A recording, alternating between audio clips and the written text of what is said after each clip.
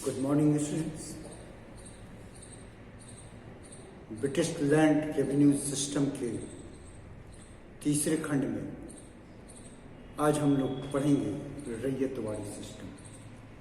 अब तक हमने देखा है जमींदारी व्यवस्था यानी परमानेंट सेटलमेंट जो बंगाल बिहार के क्षेत्र में लागू हुआ था।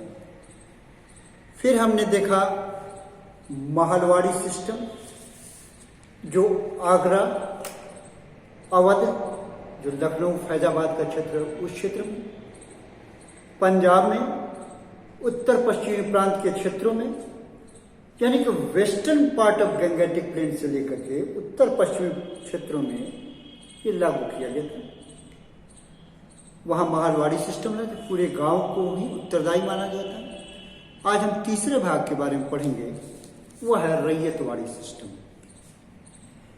ये रैयतवाड़ी सिस्टम मद्रास और कालांतर में बॉम्बई यानी कि आधुनिक चेन्नई और मुंबई जो उस काल ब्रिटिश पीरियड में मद्रास प्रोविंस और बम्बई प्रोविंस के नाम से जाना जाता था।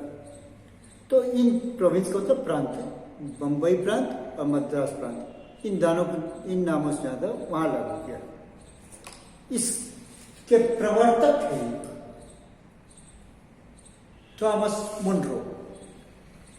ब्रिटिश लैंड रेवेन्यू सिस्टम के एक प्रवर्तक के रूप में जाना जाता है। सर्वप्रथम 1792 ईस्वी में मद्रास के ही बड़ा महल, तो मद्रास के पास में है बड़ा महल में इसको लागू किया गया था। इसके अंतर्गत यह माना गया था कि रैयत यानी कि किसान, रैयत किसान के असली स्वामी होते थे, उनके साथ डायरेक्ट लगान का सेटलमेंट किया गया। अतः जमींदार जैसे बिचौलिए नहीं थे, महलवाड़ी यानी पूरे गांव के समूह नहीं थे जो लंबरदार के माध्यम से होता था। अब किसान डायरेक्ट रेवेन्यू देता था गवर्नमेंट को, यानी कि किसानों से लगान वसूला जाता था। मध्यस्थता की मिडिल मैन यानी मध्यस्थता की आवश्यकता नहीं थी। लगान की दर 50%। हम जानते हैं मद्रास रीजन में पानी की बहुत कमी है। आज इस वैज्ञानिक युग में भी डेवलप्ड इंडिया में भी उतने सिंचाई की व्यवस्था नहीं है, तो वहाँ पर अगर 50% लगान की दर है तो काफ़ी ऊंची है। सामान्य तौर से भी 50% लगान की दर काफ़ी ऊंची थी।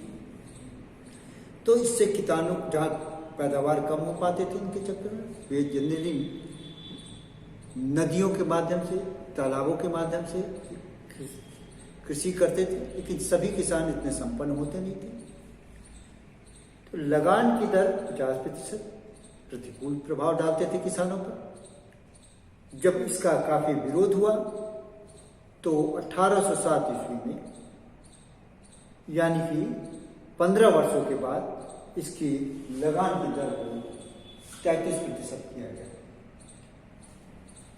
तो इस प्रकार हम देखते हैं कि थॉमस मुनरो जो शुरुआती दौर में हमने जैसे देखा कि बड़ा महल मद्रास में पूर्ण रूपेण मद्रास प्रोविंस में, पहले बड़ा महल के क्षेत्र के आसपास था, अब पूरे मद्रास प्रोविंस में 1820 ईस्वी में इस सिस्टम को लागू कर दिया गया।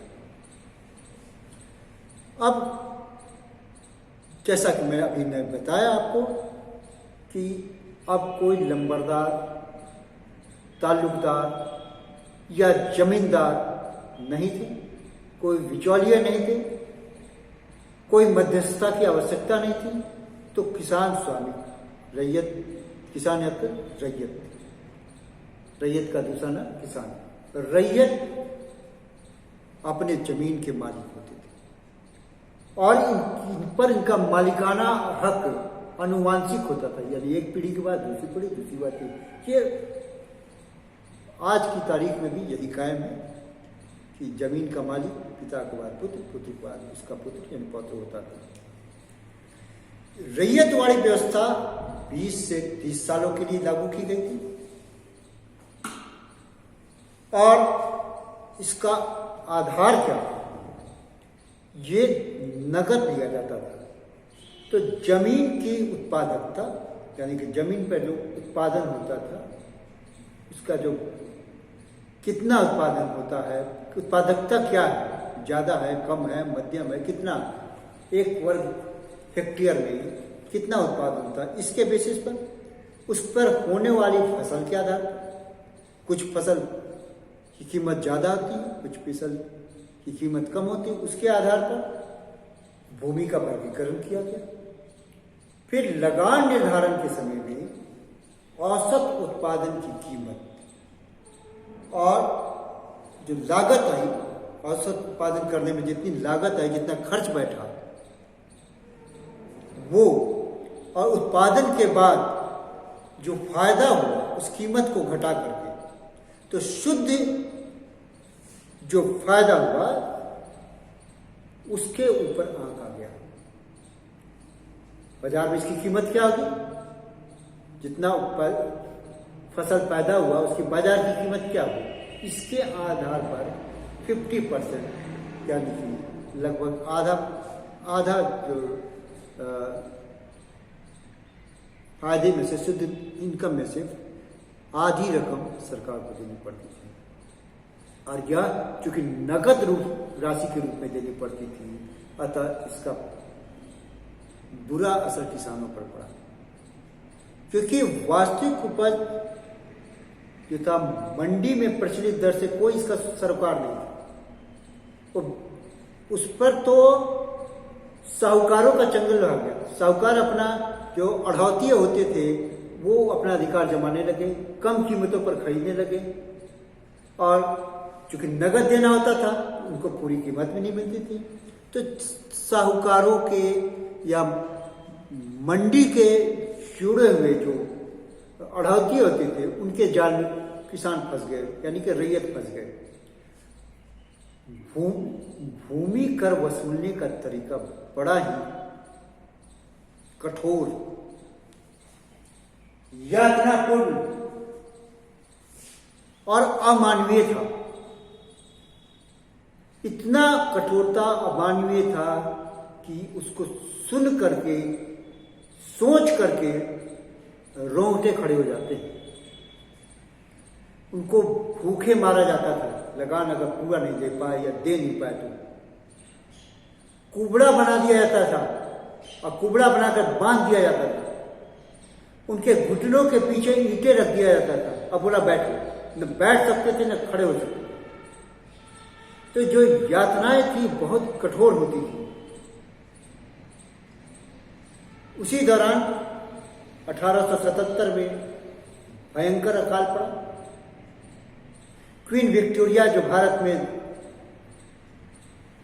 आई थी उनको सम्राज्ञी घोषित किया जाता, पैसे उधर पानी की तरह बहाए जा रहे थे, और इधर किसानों की स्थिति बद से बदतर हो चुकी थी, दयनीय हो चुकी थी। एक बार फिर वापस हम आते हैं 1835 ईस्वी में। 1835 ईस्वी में यह विग्नेट महोदय ने, एक ये भी अंग्रेज थे, बॉम्बे यानी मुंबई प्रेसिडेंसी में, प्रोविंस में इसको लागू किया गया। इसके आधार पर किसी रैयतवाड़ी सिस्टम को यहां पर लागू किया गया। यहां पर प्रत्येक भूखंड पर लगान निर्धारित किया, माने एक एक खेत के ऊपर, सामूहिक रूप से नहीं, किसानों की संपूर्ण जमीन पर नहीं, किसानों के एक एक खेत पर लगान का निर्धारण किया गया। अतः किसान भी यही सोचे कि जिसमें ज्यादा उत्पादन है उसी को उपजाएंगे।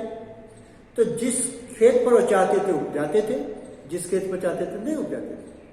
तो अल्टीमेटली कृषि का विकास थोड़ा रुक गया, क्योंकि उन क्षेत्रों पर खेती नहीं होती थी जिस पर कम उत्पादकता था, किसान उस पर उपजाते ही नहीं थे। क्योंकि उनको छूट थी कि जिस पर चाहे उगाए, जिसको नहीं चाहे, क्योंकि वो जैसा कि मैंने बताया कि खेतों की इकाई के आधार पर लगान लगाया जाता था। 1868 ईस्वी में एक बार फिर से भू सर्वेक्षण किया गया और लगान की दर को और बढ़ा दिया गया, यहां तक कि 100% तक कर दिया। किसानों के पास बचेगा।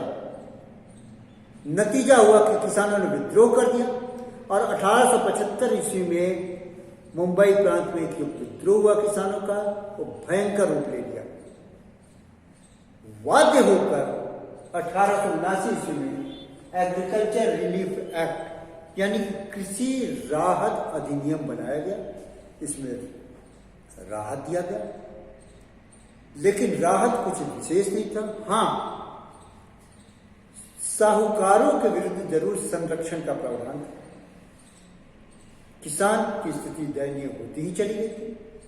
इस व्यवस्था में, रैयतवाड़ी व्यवस्था में काफी दोष थे। कृषकों के बीच में इन दोषों के चलते, अत्याचारों को बड़े उत्पीड़न के चलते, लगान में ऊंची दर के चलते कृषकों के बीच में असंतोष हो गया।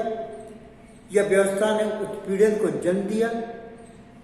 समय समय गांव के लोग जो थोड़े संपन्न किसान थे, मध्यस्थता का कार्य करने लगे। फिर वही चीज आ गई मिडिल मैन की तरफ, और जमींदारों की तरफ कार्य करने लगे। तो उस क्षेत्र पर जहां पर किसी का विकास करना था वो सीमित हो गया। तो इसलिए उस क्षेत्र में जहां पर कृषि ज्यादा हुई, जिस क्षेत्र वहां तो विकास हुआ, लेकिन जिस क्षेत्र पर कृषि नहीं किया गया वहां की अवनति होती चली गई। सामाजिक दृष्टिकोण से देखते हैं तो गांव के जो प्रमुख थे उनकी प्रतिष्ठा में गिरावट आ गई, क्योंकि वो भी एक मामूली किसान हो गए, क्योंकि उनका संपर्क डायरेक्ट ब्रिटिश गवर्नमेंट से, क्योंकि उन्हें भी लगान देना पड़ता था डायरेक्ट रूप से।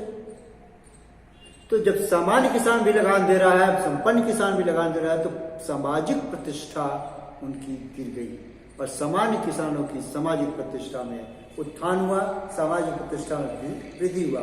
अब रैयत और राज्य के बीच में मध्यस्थता की भूमिका में बड़े किसान सामान्य रूप से नहीं रहे थे, अतः सामाजिक प्रतिष्ठा सबकी लगभग बराबर हो गई थी। रैयतों के ग्राम्य जीवन में यह सामाजिक परिवर्तन एक बहुत बड़ी उपलब्धि थी। एक मनोवैज्ञानिक प्रभाव था कि सभी बराबर है। हालांकि ये क्लासलेस सोसाइटी की परिकल्पना एक परिकल्पना है, लेकिन इससे के बावजूद भी दक्षिण भारत में गरीब किसानों की जो सामाजिक प्रतिष्ठा था उसमें अवश्य वृद्धि हुई। हाँ, आर्थिक दृष्टिकोण से उनका काफी नुकसान हुआ, प्रताड़ना को काफी झेलना पड़ा। और इस प्रकार हम ब्रिटिश रेवेन्यू सिस्टम के तीसरे चैप्टर यानी कि रैयतवाड़ी को हमने आज पढ़ा। तो इस प्रकार हम एक एक करके तीनों पढ़ लिया। परमानेंट सिस्टम कर्नवाली से द्वारा जो लागू, बंगाल में पढ़ लिया। महालवाड़ी से जो मैकेंजी ने लागू किया था वो हमने पढ़ लिया, जो पंजाब, पश्चिमी उत्तर प्रदेश, उत्तर पश्चिम प्रांत में। और आज जो हमने रैयतवाड़ी पढ़ा वो मद्रास प्रोविंस में और मुंबई प्रोविंस में। इस प्रकार ये चैप्टर समाप्त होता है। धन्यवाद। अगले चैप्टर मिलेंगे नए अध्याय के साथ।